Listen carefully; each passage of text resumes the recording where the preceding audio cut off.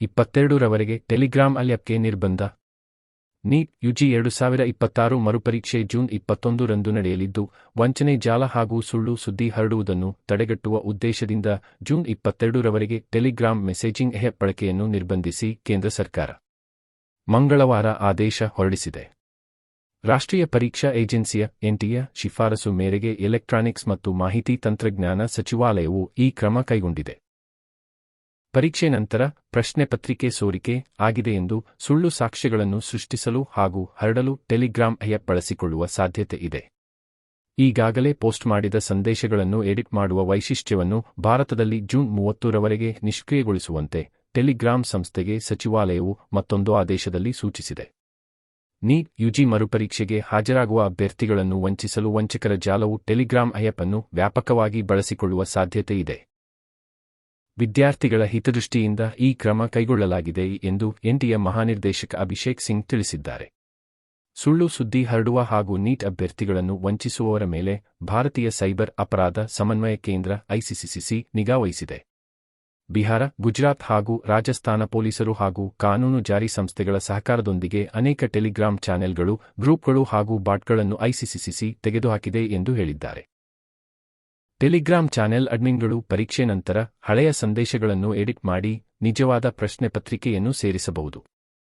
ಪ್ರಶ್ನೆ ಪತ್ರಿಕೆ ಮೊದಲೇ ಲಭ್ಯವಿತ್ತು ಎಂಬುದಾಗಿ ಬಿಂಬಿಸಲು ಅದರ ಸ್ಕ್ರೀನ್ಶಾಟ್ಗಳನ್ನು ಹಂಚಿಕೆ ಮಾಡಬಹುದು.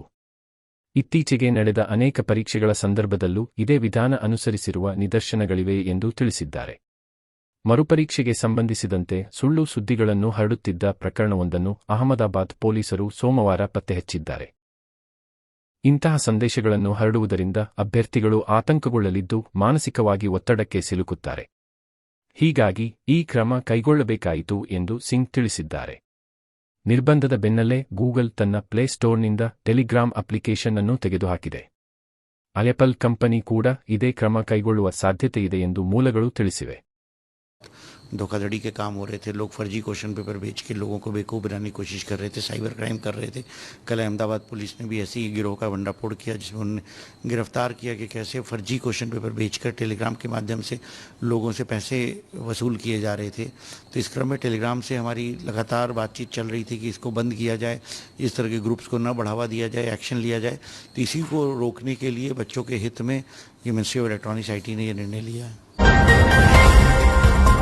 ಸಾವು ಟ್ರಂಪ್ ಸಮ್ಮುಖದಲ್ಲಿ ಮೋದಿ ಉಲ್ಲೇಖ.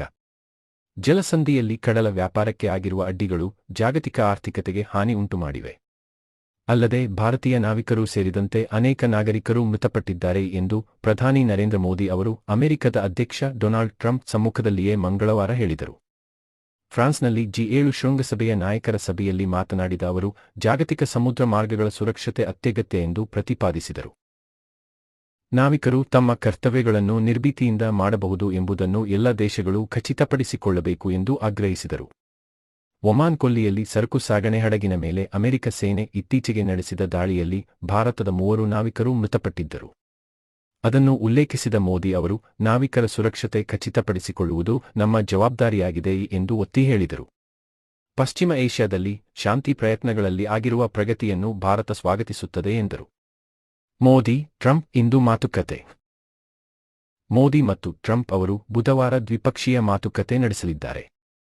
16 ತಿಂಗಳ ಬಳಿಕ ಇಬ್ಬರೂ ಮತ್ತೊಮ್ಮೆ ಮುಖಾಮುಖಿಯಾಗಿ ಚರ್ಚಿಸಲಿದ್ದಾರೆ. ವೈದ್ಯರ ಚೀಟಿ ಇಲ್ಲದೆ ಸಿರಪ್ ಇಲ್ಲ. ಔಷಧಗಳ ಗುಣಮಟ್ಟ ಮತ್ತು ರೋಗಿಗಳ ಸುರಕ್ಷತೆಯನ್ನು ಗಮನದಲ್ಲಿಟ್ಟುಕೊಂಡು ಕೆಮ್ಮಿನ ಸಿರಪ್ ಸೇರಿದಂತೆ ಎಲ್ಲ ಬಗೆಯ ಸಿರಪ್ಗಳ ಮಾರಾಟಕ್ಕೆ ಸಂಬಂಧಿಸಿದ ನಿಯಮಗಳನ್ನು ಕೇಂದ್ರ ಆರೋಗ್ಯ ಸಚಿವಾಲಯ ತಿದ್ದುಪಡಿ ಮಾಡಿದೆ. ವೈದ್ಯರ ಶಿಫಾರಸು ಇಲ್ಲದೆ ಈ ಸಿರಪ್ಗಳ ಮಾರಾಟವನ್ನು ನಿಷೇಧಿಸುವುದು ಸೇರಿದಂತೆ ಹಲವು ಅಂಶಗಳನ್ನು ತಿದ್ದುಪಡಿ ಒಳಗೊಂಡಿದೆ. ಈ ಮೂಲಕ ಔಷಧಗಳ ಮಾರಾಟಕ್ಕೆ ಸಂಬಂಧಿಸಿದ ನಿಯಮಗಳನ್ನು ಮತ್ತಷ್ಟು ಬಿಗಿಗೊಳಿಸಲಾಗಿದೆ ಎಂದು ಅಧಿಕಾರಿಗಳು ಹೇಳಿದ್ದಾರೆ. ಸಚಿವಾಲಯವು ಈ ತಿದ್ದುಪಡಿ ಕುರಿತಂತೆ ಕಳೆದ ವರ್ಷ ಡಿಸೆಂಬರ್ನಲ್ಲಿ ಕರಡು ಅಧಿಸೂಚನೆ ಹೊರಡಿಸಿ ಎಲ್ಲ ಭಾಗಿದಾರರಿಂದ ಆಕ್ಷೇಪಣೆಗಳು ಮತ್ತು ಸಲಹೆಗಳನ್ನು ಆಹ್ವಾನಿಸಿತ್ತು.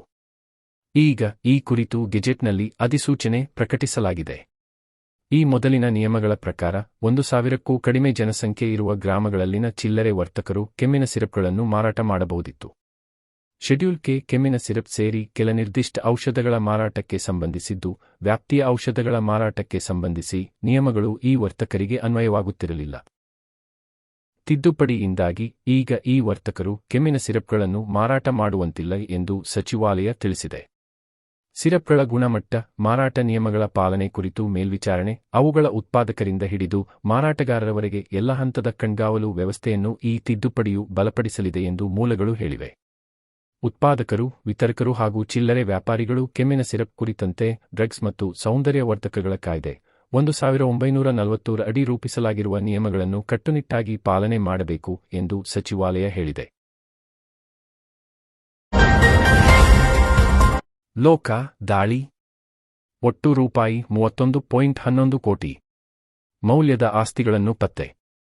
ಘೋಷಿತ ಆದಾಯಕ್ಕಿಂತ ಹೆಚ್ಚು ಆಸ್ತಿ ಹೊಂದಿದ ಪ್ರಕರಣಗಳಲ್ಲಿ ರಾಜ್ಯ ಸರ್ಕಾರದ ವಿವಿಧ ಇಲಾಖೆಗಳ 8 ಅಧಿಕಾರಿಗಳಿಗೆ ಸೇರಿದ ಒಟ್ಟು 35 ಸ್ಥಳಗಳ ಮೇಲೆ ದಾಳಿ ನಡೆಸಿರುವ ಲೋಕಾಯುಕ್ತ ಪೊಲೀಸರು ಒಟ್ಟು ರೂಪಾಯಿ 31.11 ಕೋಟಿ ಮೌಲ್ಯದ ಆಸ್ತಿಗಳನ್ನು ಪತ್ತೆ ಮಾಡಿದ್ದಾರೆ.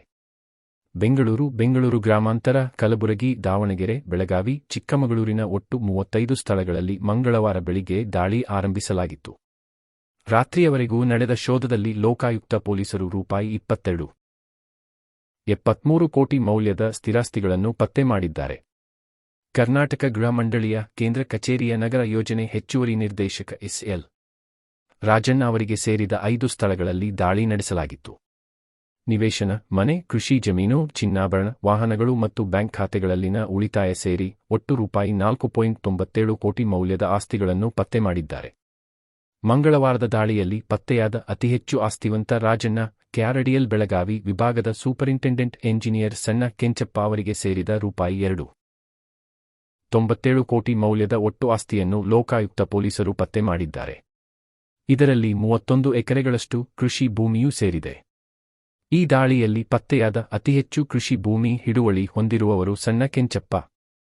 ದಾಳಿಯ ವೇಳೆ 8 ಅಧಿಕಾರಿಗಳಿಗೆ ಸೇರಿದ ಒಟ್ಟು ರೂಪಾಯಿ 8.38 ಕೋಟಿ ಮೌಲ್ಯದ ಚರಾಸ್ತಿಗಳು ಪತ್ತೆಯಾಗಿವೆ. ಇದರಲ್ಲಿ ರೂಪಾಯಿ 3.95 ಕೋಟಿಯಷ್ಟು ಚಿನ್ನಾಭರಣವೇ ಇದೆ. ಶೋಧ ಮತ್ತು ದಾಖಲೆಗಳ ಪರಿಶೀಲನಾ ಕಾರ್ಯ ಮುಂದುವರೆದಿದ್ದು, ಆಸ್ತಿಯ ಮೌಲ್ಯ ಇನ್ನಷ್ಟು ಹೆಚ್ಚಾಗುವ ಸಾಧ್ಯತೆ ಇದೆ ಎಂದು ಮೂಲಗಳು ತಿಳಿಸಿವೆ.